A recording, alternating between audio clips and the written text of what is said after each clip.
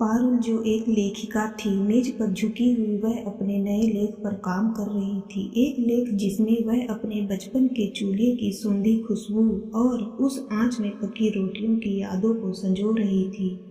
Copy में शब्द उतर रहे थे। चूल्हे की आंच में रोटियों के साथ रिश्तों की गर्माहट भी पकती थी। उस धुएं में माँ की ममता की सूंधी खुशबू घुली होती थी।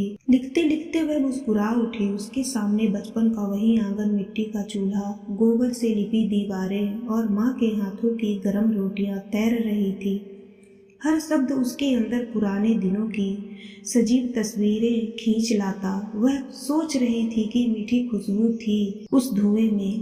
कितने सुनहरे दिन थे जब चूल्हे की आंच में घर का अपनापन भी पकता था। तभी दरवाजा खुला। सुधीर भीतर आया, थका हारा, हाँफता सा। कपड़े धूल से अटे हुए थे। चेहरे पर दिन भर की थकान की रेखाएं थी।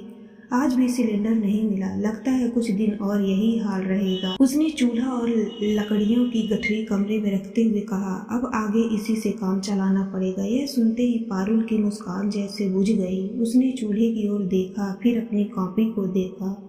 कुछ पल तक वह चुप रही, फिर बोली, तो इंडक्शन ले आते, बिजली की तो किल्लत नहीं है। सुधीर ने धीरे से हंसते हुए कहा, तुम्हें क्या लगता है मैं इंडक्शन लेने नहीं गया? कितनी ही दुकानें छान मारी, लेकिन बढ़ती मांग ने बाजार से सारे स्टॉक खत्म कर दिए। लकड़ी का चूल्हा ही बचा है। अब पारुल ने चूल्हे को देखा। धुएं की कल्पना उसके मन में घूम गई।